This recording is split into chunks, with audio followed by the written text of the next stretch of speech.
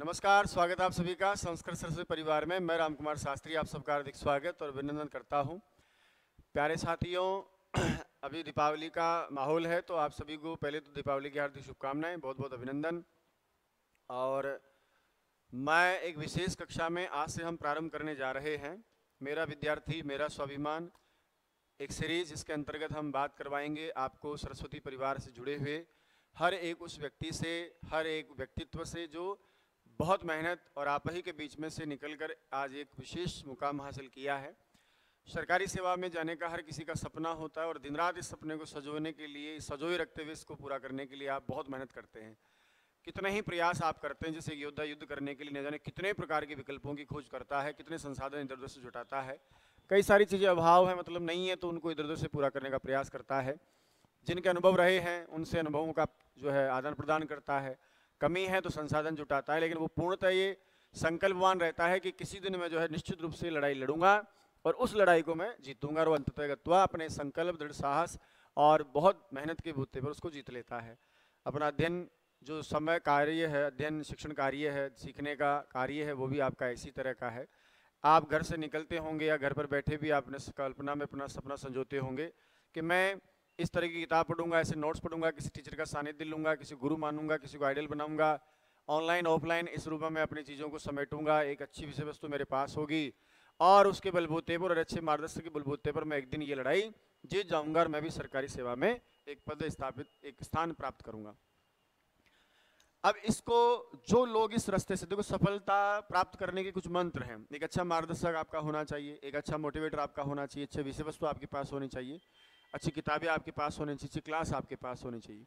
उन सब के साथ साथ एक बहुत महत्वपूर्ण बात होती है कि जिस मार्ग पर आप चल रहे हैं और जिस मार्ग को पार करके, तय करके आप सफलता अर्जित करना चाहते हैं, एक मुकाम लक्ष्य आपने बनाया है, उसी लक्ष्य को किसी ने आपसे पहले अपना लक्ष्य बना करके किन्हीं विशेष पद चिन्हों का सहारा लेते हुए, मार्गदर्शन का सहारा लेते हुए एक रास्ते का अनुसरण करते हुए उस मंजिल को प्राप्त किया है, जिसको अपन नाम दे देते हैं अनुभव। यानी आपसे पहले वे सभी लोग जो सरकारी सेवा में गए हैं, शिक्षक बने हैं, उनका भी तो एक अपना अनुभव रहा होगा, उन्होंने भी तो एक मार्ग तय किया होगा, रास्ते पर चले होंगे, कई समस्याएं आपकी तरह उनके जीवन में भी आई होंगी और उसके बाद अंततोगत उन्होंने सफलता प्राप्त की होगी। तो आखिर वे कौन सी चीज़ें हैं जिनको ध्यान में रख करके, सारी चीज़ों को साइड में रख करके, ऐसा कौन सा विश्वास, आत्मविश्वास, कौन सा संकल्प, कौन सी बातें, कौन सी किताबें, कौन से टीचर, कौन नोट्स, किस तरह का उनका पढ़ने का तरीका, किस तरह की पढ़ाई, वो सब चीज़ें क्या हैं जो उनको उनकी मंजिल तक पहुंचा दी।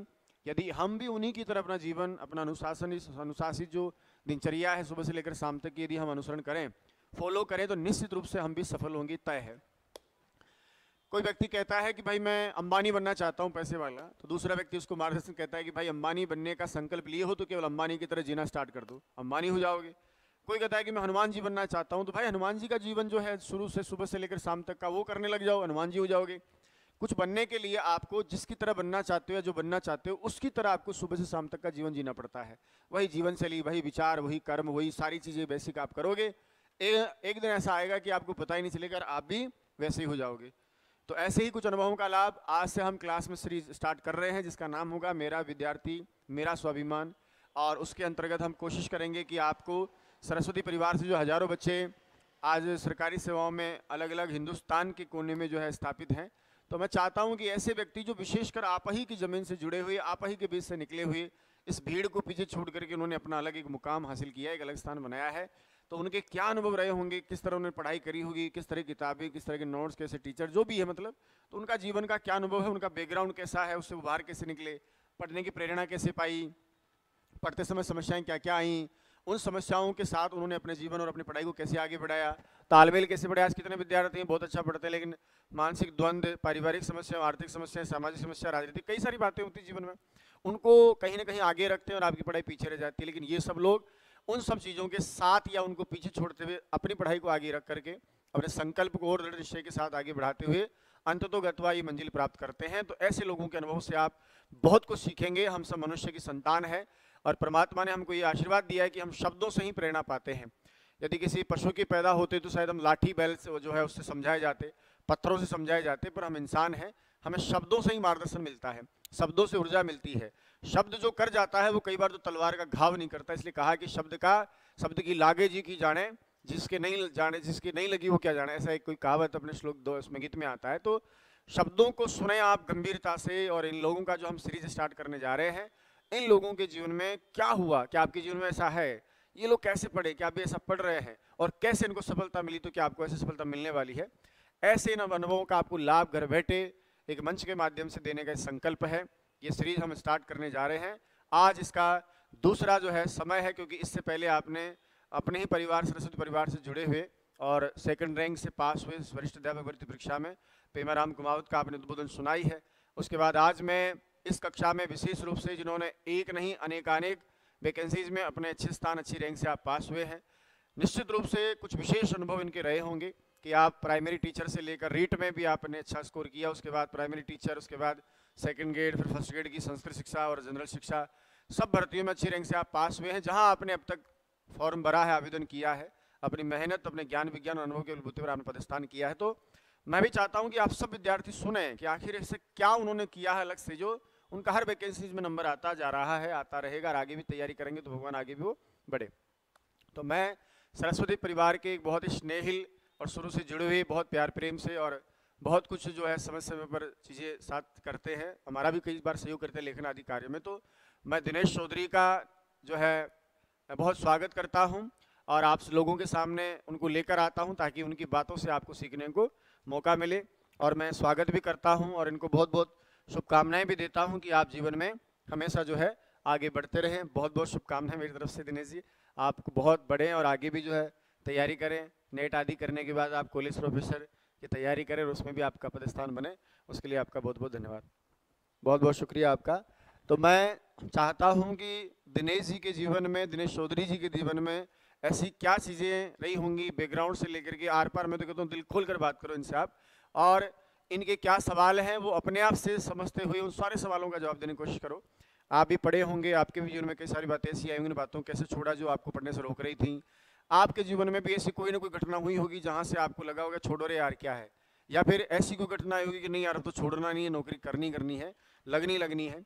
उसके अलावा आपके जीवन में कि पढ़ते समय उन चीज़ों को जिनसे लोग कई बार उनमें हो जाता है ना, उनमें फंस जाते हैं कि मैं तो, मेरी तो ज़िंदगी ख़राब है, मैं तो सर कुछ ही नहीं कर सकता, मैं तो गृहिणी हूँ, मैं तो क्या ही पढ़ूँ, मेरे तो समय नहीं मिलता, सर मैं तो दूसरा जॉब करता हूँ, मुझे टाइम नहीं मिलता, सर मेरे पास तो पैसे ही नहीं है, सर मेरे पास, ऐसी बहुत सारी चीज़ें समस्याएं रहती हैं, चाहे आर्थिक हो, सामाजिक, पारिवारिक, दुनियादारी, मानसिक, सब प्रकार के रोग, शारीरिक भी कई बार आपको चीज़ें होती है, तो सर मैं तो ऐसे नहीं कर सकता, वैसे नहीं कर सकता। तो उन सारी बातों को ध्यान में रख करके आप इनके सवालों के हर तरफ से सोचना है कि इनके क्या सवाल हो सकते हैं। जो आपके सवाल रहे होंगे कभी ज़िंदगी में, वो इनके भी सवाल रहे होंगे, और जो आपके सवाल हैं निश्चित रूप से हम सबके सवाल होते हैं। तो मैं चाहता हूं कि पूरे जीवन की आर से पार जो पढ़ने को लेकर के जितनी बातें आप उनके साथ शेयर करें और अपने अनुभव बताएं। और आपसे भी मैं आग्रह करता हूं, कॉपी पेन लेकर बैठा करो, जब भी कोई व्यक्ति जिस मार्ग पर आप चल रहे हो उस मार्ग पर चल के किसी ने सफलता पाई है, उसके गजब और अलग से निराले अनुभव रहे होंगे, उनको अनुभव को लिखा करो।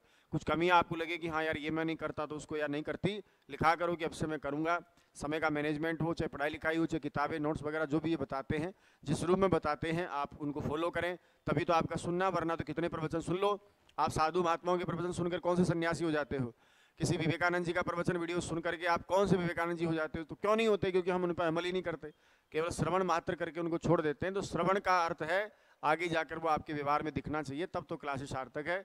सीरीज का ये दूसरा दिन है जो हमने स्टार्ट किया। इससे पहले एक उद्बोधन आपने पेमाराम का सुना था, आज दिनेश जी से आप बात करेंगे, सुनेंगे इनको, और कोशिश करो कि कॉपी पेन लेके बैठो, बहुत अच्छी बातें आपको जो लगें उनको आप नोट करो और आगे जीवन में उतारने का प्रयास करो, ताकि आने वाले समय में एक दिन इसी कैमरे के सामने आप लोग बाकी सब साथियों से बात करें, अपने अनुभव बताने के लायक बनो। इन्हीं शुभकामनाओं के साथ मैं बात करने के लिए आपको दिनेश जी के हवाले करता हूं। दिनेश जी।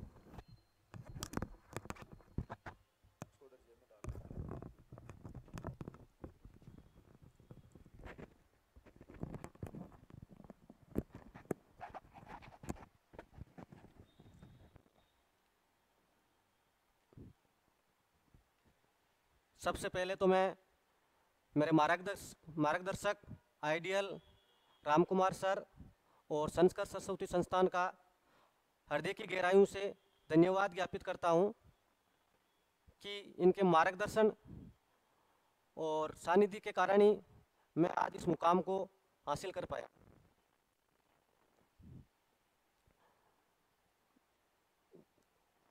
मैंने अपनी जॉब के साथ साथ मैं अभी वर्तमान में तृतीय श्रेणी अध्यापक हूँ। इस जॉब के साथ साथ मैंने अपना अध्ययन जारी रखा और अभी माध्यमिक शिक्षा विभाग फर्स्ट ग्रेड में 21वीं रैंक और फर्स्ट ग्रेड संस्कृत शिक्षा विभाग में ऑल राजस्थान 14वीं रैंक प्राप्त करी। इस मेरे सफलता की सीढ़ी में मेरे इस यहाँ तक पहुँचने में संस्कृत सरस्वती क्लासेज और मेरे आइडियल मार्गदर्शक राम कुमार जी सर का अविस्मरणीय योगदान रहा। मैं जीवन भर संस्कृत सरस्वती परिवार और राम कुमार सर का ऋणी रहूँगा। मैंने अपनी जॉब के साथ साथ अपना अध्ययन सुचारू रूप से नियमित रूप से जारी रखा, जिसमें Sanskrit Saraswati classes online classes ने मेरा साथ निभाया। इसके साथ साथ मैं संस्कृत की बात करूं तो संस्कृत में राम कुमार सर की व्याकरण की बुक और संस्कृत साहित्य बुक, इन दोनों का जो योगदान है वो अविस्मरणीय है। इन्हीं दोनों बुक्स के कारण मैं फर्स्ट ग्रेड में संस्कृत विषय में एक अच्छा स्कोर कर पाया। इसके साथ साथ संस्कृत के मॉडल पेपर और राम कुमार जी सर की जो क्वेश्चन बुक आती है 99 वाली, उस बुक का मैंने अच्छे से अभ्यास करा। यूं ही मैं पहले टॉपिक पढ़ता, उस टॉपिक को पढ़ने के साथ साथ उस टॉपिक से संबंधित जितने भी ऑब्जेक्टिव क्वेश्चन हैं उन सारे ऑब्जेक्टिव क्वेश्चन का मैंने अच्छे से अभ्यास करा और उसी का आज नतीजा है कि मैंने संस्कृत शिक्षा विभाग फर्स्ट ग्रेड में 14वीं रैंक और माध्यमिक शिक्षा विभाग फर्स्ट ग्रेड में 21वीं रैंक प्राप्त करी। इसके साथ साथ अगर मैं जीके की बात करूं तो फर्स्ट ग्रेड का जो पहला पेपर होता है जीके वाला, उसमें हिस्ट्री की बात करूं, हिस्ट्री के जो 15 क्वेश्चन आते हैं उस 15 क्वेश्चन में नाथ पब्लिकेशन की आदरणीय पवन भंवरिया जी की जो बुक है उसका भी अहम योगदान रहा। स्कूल मैनेजमेंट के संदर्भ में बात करूं तो उसमें एस यादव सर, उनकी बुक का योगदान रहा। पॉलिटी की बात करूं राजनीति विज्ञान की, तो पॉलिटी के लिए आदरणीय राहुल चौधरी जी सर की जो बुक है उसका अविस्मरणीय योगदान रहा। इसके साथ साथ जो करंट वाला पार्ट है वो करंट वाला पार्ट मैंने मूमल पब्लिकेशन की जो बुक्स आती है उस मूमल पब्लिकेशन की बुक से तैयार किया। इसके साथ साथ जो हिंदी आता है, हिंदी के 5 क्वेश्चन आते हैं फर्स्ट ग्रेड में, उस हिंदी के 5 क्वेश्चन के लिए मैंने हिंदी व्याकरण रचना और डॉक्टर शंकर चौधरी की जो बुक है उस बुक्स का सहारा लिया। इसके साथ ज्योग्राफी के जो क्वेश्चन आते हैं राजस्थान ज्योग्राफी, उस राजस्थान ज्योग्राफी के क्वेश्चन के लिए मैंने जो लक्ष्य गाइड आती है उस लक्ष्य गाइड का सहारा लिया। दोस्तों, जीवन में कुछ भी असंभव नहीं है। एक व्यक्ति वो सब कुछ कर सकता है जो वो ठान लेता है। सबसे पहले जरूरी होता है कि जो अपना लक्ष्य आप चूज करते हो, जिस लक्ष्य का आप चयन करते हो, उस लक्ष्य के प्रति आपका ईमानदारी का भाव होना चाहिए। अपने लक्ष्य के प्रति आप में जोश होना चाहिए। अपने लक्ष्य के प्रति आप में जुनून होना चाहिए। उस लक्ष्य को निर्धारित करने के बाद आपके जीवन का जो हर वक्त है, आपकी जो पढ़ाई का जो हर वक्त है, हर क्षण अपने लक्ष्य को समर्पित करना चाहिए। तात्पर्य अपने लक्ष्य के प्रति समर्पित होकर आपको अध्ययन करना चाहिए। इसके साथ साथ जो आपका अध्ययन है वो नियमित रूप से होना चाहिए। ये नहीं कि 5-10 दिन तो जोश में हम पढ़ लेते हैं और बीच में गैप कर लेते हैं, 5 दिन नहीं पढ़ते हैं, 5-6 दिन नहीं पढ़ते हैं। ऐसा करने से कभी भी हम अपने जीवन में सफल नहीं हो सकते। हमें अपने लक्ष्य को हासिल करने के लिए सबसे जरूरी होता है कि अपना जो अध्ययन है उस अध्ययन को नियमित रूप से करना चाहिए। इसके साथ साथ जिस भी कंपटीशन एग्जाम की हम तैयारी कर रहे हैं प्रतियोगी परीक्षा की तैयारी कर रहे हैं उसके लिए सबसे जरूरी होता है पाठ्य सामग्री का चुनाव, अच्छे गुरुजी का चुनाव सबसे महत्वपूर्ण होता है। यदि हम एक अच्छी पाठ्य पुस्तकों का चुनाव करते हैं, उन अच्छे गुरुजी का चुनाव करते हैं, तो हम सफल होने की जो संभावना है और अधिक बढ़ जाती है। विद्यार्थी वर्तमान परिप्रेक्ष्य में सबसे ज्यादा एएसआई इसी संदर्भ में, इसी पॉइंट पर अपने आप को करते हैं कि मैं किन पाठ्य पुस्तकों का चुनाव करूं, किन गुरुजनों का चुनाव करूं, ताकि मैं अपनी सफलता की सीढ़ी पर चढ़ सकूं। सबसे जरूरी होता है पाठ्य सामग्री का चुनाव और गुरुजी का चुनाव, जो आपको आपकी सफलता तक पहुंचाने के लिए आपके पंख बनने का कार्य करते हैं, आपको उड़ान भराने के लिए अपने पंखों का पंख बनकर आपकी सहायता करते हैं। साथियों, मैं इस संस्कृति परिवार से राम कुमार जी सर से 2018 से नियमित रूप से जुड़ा हूं।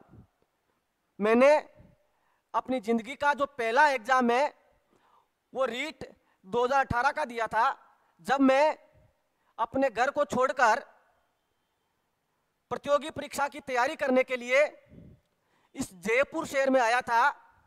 तो यहाँ की जो चकाचौंध है, यहाँ का जो आवरण है, वो देखकर एक बार की तो मैं घबरा गया कि किसका चुनाव करें। दोस्तों, सबसे पहले जरूरी होता है अच्छी पाठ्य पुस्तकों का चुनाव करना, अच्छे गुरुजी का चुनाव करना। भगवान ने साथ दिया, संयोग बना, मेरा संपर्क संस्कृत सरस्वती क्लासेज और आदरणीय राम कुमार जी सर से हुआ। मैंने इनको अपना गुरु मानकर इनके सानिध्य में, इनके मार्गदर्शन में एक अच्छा शिष्य बनकर तैयारी शुरू करी। मेरा लक्ष्य था कि मुझे रीट 2018 में एक पोस्ट निकालनी है, नौकरी लगनी है। लेकिन पढ़ते पढ़ते पढ़ते पढ़ते संस्कृत सरस्वती परिवार ने मेरे इतने पंख लगा दिए, मेरे में इतनी जान भर दी कि जिस चीज को मैं कभी सपने में भी नहीं सोच सकता, वो चीज उभर कर मेरे सामने आई। और रीट 2018 में मैंने पूरे राजस्थान में पहली रैंक से उत्तीर्ण की, जिसमें राम कुमार जी सर और इनका जो संस्कृति परिवार है उसका अविस्मरणीय योगदान रहा। जब जॉब लग गई तो भी मैंने अपना जो अध्ययन है वो सुचारू रूप से, नियमित रूप से जारी रखा। अभी जो फर्स्ट ग्रेड एग्जाम आए 2022 में, तब मैंने संस्कृत सरस्वती जो ऐप है उसकी ऑनलाइन क्लासें ली। आदरणीय राम कुमार जी सर के सानिध्य में, इनके मार्गदर्शन में मैं नियमित रूप से फर्स्ट ग्रेड का अध्ययन करा और इन्हीं की बदौलत, संस्कृत सरस्वती ऐप की बदौलत, राम कुमार जी सर के मार्गदर्शन में मैंने अच्छी रैंक प्राप्त करी। फर्स्ट ग्रेड संस्कृत की बात करूं तो दोस्तों, जो परीक्षा का पैटर्न है वो दिनों दिन बदलता जा रहा है। एक समय था जब पेपर सरल भाषा में आता था, व्याकरण का वेटेज ज्यादा होता था, साहित्य वो भी सरल क्वेश्चन आते थे और वेटेज कम होता था। लेकिन जो अभी 2022 का फर्स्ट ग्रेड का जो एग्जाम हुआ है, आरपीसी के इतिहास में सबसे कठिन स्तर का पेपर रहा। और इस पेपर में वही विद्यार्थी अच्छे मार्क्स लेके आए, उन्हीं विद्यार्थियों का अच्छी रैंक से सिलेक्शन हुआ जिन्होंने दर्शन शास्त्र और साहित्य शास्त्र पर अच्छी पकड़ थी उनकी, या उन्होंने अच्छे गुरुजनों से, या उन्होंने अच्छी पाठ्य पुस्तकों का चुनाव करा। वही विद्यार्थी अच्छी रैंक से उन्होंने अच्छी रैंक प्राप्त करी। मैं बात करूं फर्स्ट ग्रेड 2022 की, इसमें जो साहित्य और जो दर्शन शास्त्र है उनके जो प्रश्नों की जो शैली है एक उच्च स्तर की शैली थी। और मैंने जो अपने फर्स्ट ग्रेड के लिए चुनाव करा था संस्कृत सरस्वती ऐप का, मेरे गुरुजी आदरणीय राम कुमार जी सर का, इनके मार्गदर्शन में, इस ऐप की बदौलत मेरा जो पेपर है वो बहुत अच्छा गया। मैं साहित्य में और दर्शन शास्त्र में अच्छे अंक प्राप्त कर सका। आपको भी मेरी एक राय है कि हमको जो परीक्षा पैटर्न का बदलता हुआ स्वरूप है, उस परीक्षा पैटर्न के बदलते हुए स्वरूप के अनुसार हमें पाठ्य सामग्री का चुनाव करना चाहिए। अगर मैं साहित्य शास्त्र और दर्शन शास्त्र की बात करूं फर्स्ट ग्रेड के लिए, तो मैं निर्विवाद रूप से ये कहूं तो कोई अतिशयोक्ति नहीं होगी कि साहित्य के कवि कालिदास के रूप में राम कुमार जी सर है। इनकी साहित्य की बुक, व्याकरण की बुक विद्यार्थियों के लिए उनकी सफलता में पंख बनने का काम करती है। कई कोचिंगें होती है, क्लासेज होती है जिनमें यह मानते हैं कि साहित्य सरल है, साहित्य आता है तो वो सीधे सीधे जो नोट्स है वो बच्चों को, विद्यार्थियों को थमा देते हैं कि इन आपको इस नोट्स को पढ़ना है, कवि का माता पिता याद कर लेना है, उनकी रचनाओं के नाम याद कर लेना है, आपका काम चल जाएगा। नहीं दोस्तों, वर्तमान परिप्रेक्ष्य में बात करें तो ये सारा स्वरूप बदल चुका है। हमको इस परीक्षा के जो पैटर्न का बदलता हुआ स्वरूप है उसी के अनुसार पाठ्य सामग्री का चुनाव करना है, गुरुजनों का चुनाव करना है।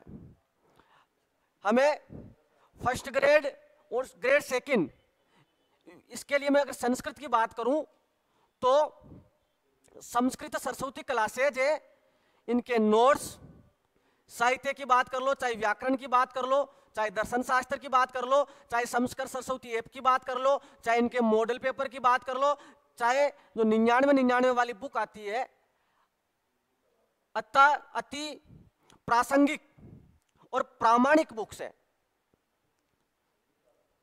इसके साथ साथ सबसे पहला हो गया अपने लक्ष्य के प्रति जुनून होना चाहिए, हमें संकल्पित होना चाहिए।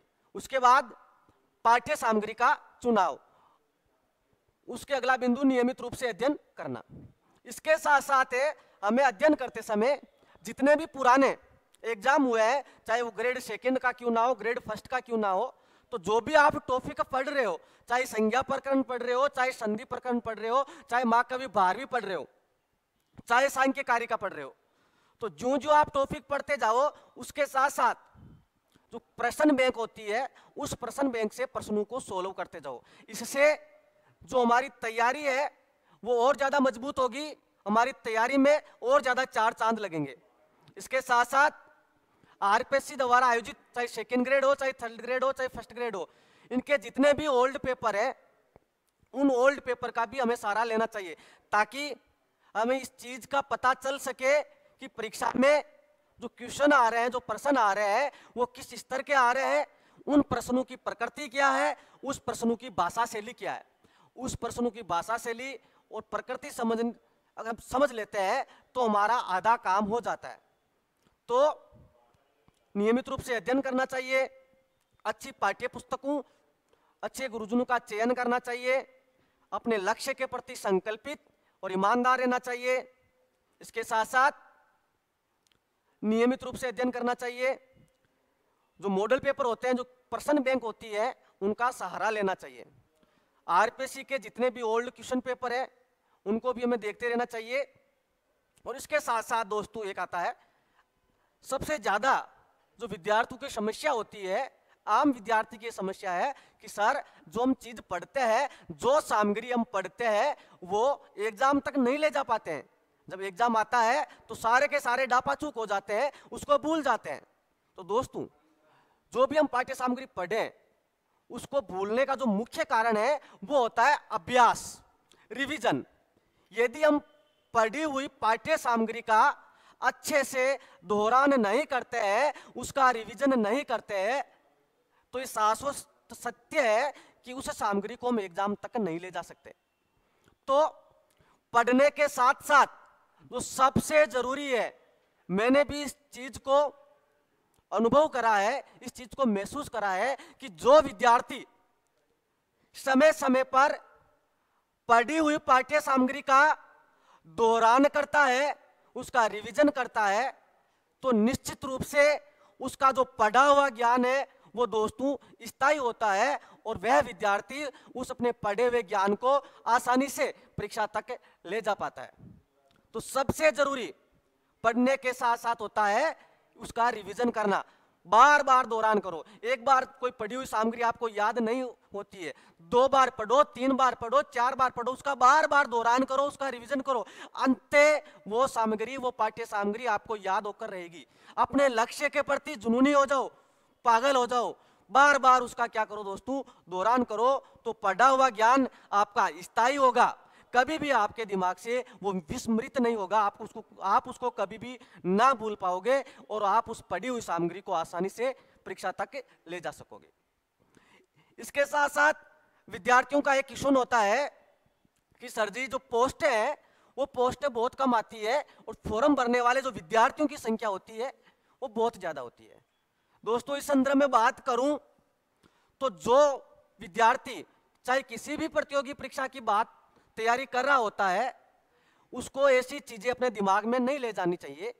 उसे हमेशा अपने आप को सकारात्मक रखना चाहिए।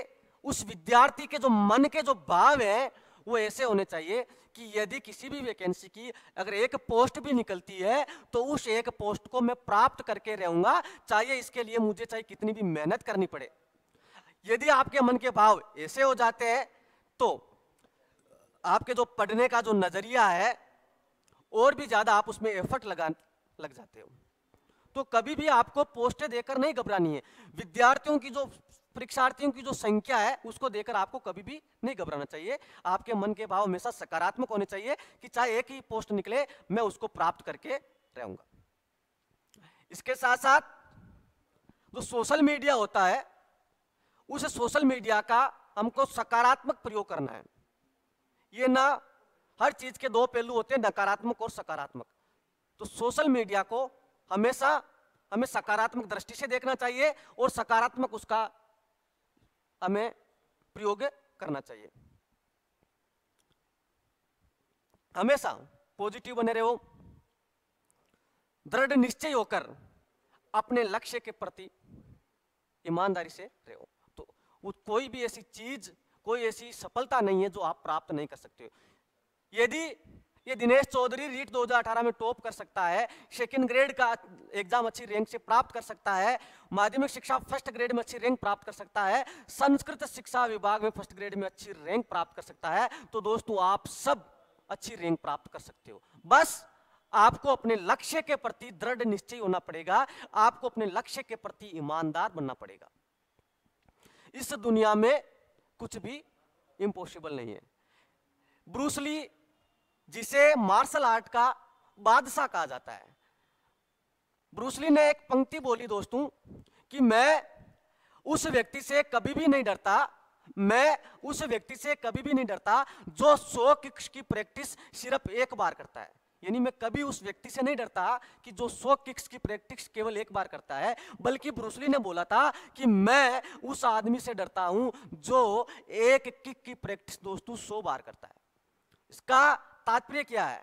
इसको हमें भी अपने जीवन में इसका अनुसरण करना चाहिए कि किसी भी, चाहे हम ग्रेड सेकंड की तैयारी कर रहे हैं, ग्रेड फर्स्ट की कर रहे हैं, रीट की कर रहे हैं, कॉलेज लेक्चर की कर रहे हैं, नेट की कर रहे हैं, जेआरएफ की कर रहे हैं, चाहे किसकी भी हम तैयारी करने वाले प्रतियोगी परीक्षार्थी है, हमें अपनी जो पाठ्य सामग्री होती है उस पाठ्य सामग्री को ज्यादा नहीं रखना चाहिए।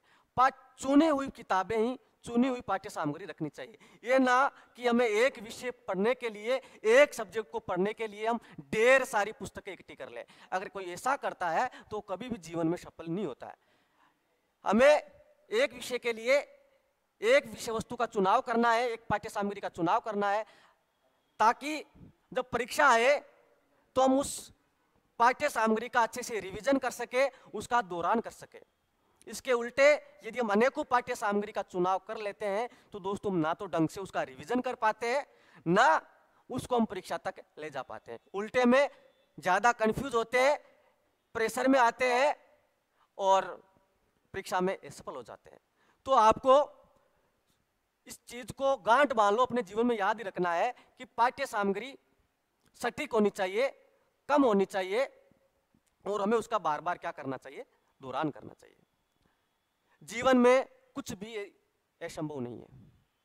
मुझे इस हरिवंश राय बच्चन की जो कुछ लाइनें वो याद आ रही है कि लहरों से डरने वालों की नौका पार नहीं होती, लहरों से डरने वालों की नौका पार नहीं होती, कोशिश करने वालों की कभी हार नहीं होती, कोशिश करने वालों की कभी हार नहीं होती। तो हमें अपने जीवन में हमेशा कोशिश करते रहना चाहिए, अपने लक्ष्य का प्रति संकल्पित होके हमें हमेशा आगे बढ़ता रहना चाहिए। इस दुनिया में कुछ भी असंभव नहीं है। एक नन्ही चींटी जब दाना लेकर चलती है, एक नन्ही चींटी जब दाना लेकर चलती है, चढ़ती दीवारों पर 100 बार फिसलती है, चढ़ती दीवारों पर 100 बार फिसलती है। मन में उसका जो विश्वास है, रघु में साहस बढ़ता है। चढ़कर गिरना, गिरकर चढ़ना न करता है, उसकी जो मेहनत है वो कभी भी बेकार नहीं जाती। कोशिश करने वालों की कभी हार नहीं होती। ये सफलता एक चुनौती है, ये सफलता एक चुनौती है, इसे स्वीकार करो। क्या कमी रह गई देखो और सुधार करो। जब तक ना सफल हो नींद चैन त्यागो, तुम इस संघर्ष के मैदान को छोड़कर मत भागो।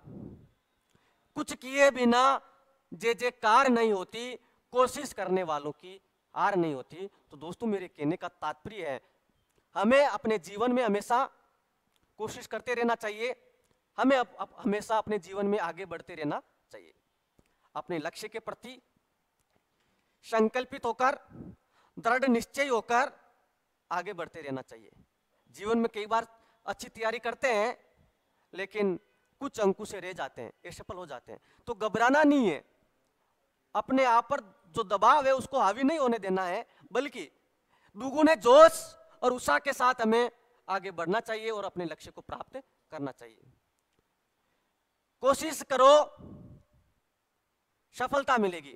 कोशिश करो, सफलता मिलेगी। आज नहीं तो कल मिलेगी। तो अर्जुन के तीर सांसद, जिस प्रकार अर्जुन को वो चिड़िया की जो आंख है वो दिखाई दे रही थी, उसके अलावा अर्जुन को कुछ नहीं दिखाई दे रहा था, उसी तरह हमें भी जो हमने अपना लक्ष्य का चयन करा है, उस लक्ष्य के अलावा हमें किसी चीज पर ध्यान नहीं देना है। अपने आसपास क्या हो रहा है उसकी ओर हमें ध्यान नहीं देना चाहिए। हमें हमेशा अपना जो फोकस है वो अपने लक्ष्य पर रखना चाहिए। अर्जुन के तीर सांसद मरुस्थल से भी जल निकलेगा, मरुस्थल से भी जल निकलेगा। धन्यवाद।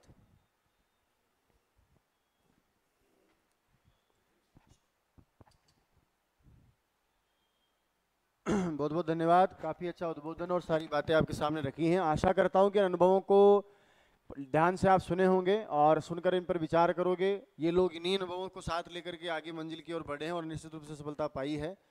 आप सब यदि संस्कृत से अपना जीवन बनाना चाहते हैं, शिक्षक बनने का सपना देखते हैं और हिंदुस्तान के किसी भी कोने में किसी भी राज्य से आप संस्कृत से संबंधित कोई भी टीजीटी, पीजीटी, कॉलेज व्याख्याता, सेट, नेट आदि का एग्ज़ाम आप ट्रेस करना चाहते हैं, पास करना चाहते हैं, संस्कृत सरस्वती परिवार अब आने वाले समय में आज से लेकर अब आगे तक, चाहे आप बिहार से हैं, चाहे यूपी से हैं, चाहे हरियाणा से, चाहे मध्य प्रदेश से, चाहे उत्तराखंड से, चाहे आप दिल्ली से हैं, आप हिंदुस्तान में चाहे उड़ीसा से, जहाँ जहाँ संस्कृत और विशेष जहाँ तक संस्कृत का दायरा है, लैंग्वेज की कोई सीमाएं नहीं होती। आप किसी भी राज्य में पढ़ोगे, संस्कृत ग्रामर वही पढ़नी है, साहित्य वही पढ़ना है, दर्शन वही पढ़ना है, काव्यशास्त्र वही पढ़ना है, शिक्षण विधियाँ आपको वही पढ़नी है। तो सारी चीज़ें वही, मीडियम भी आपका वही।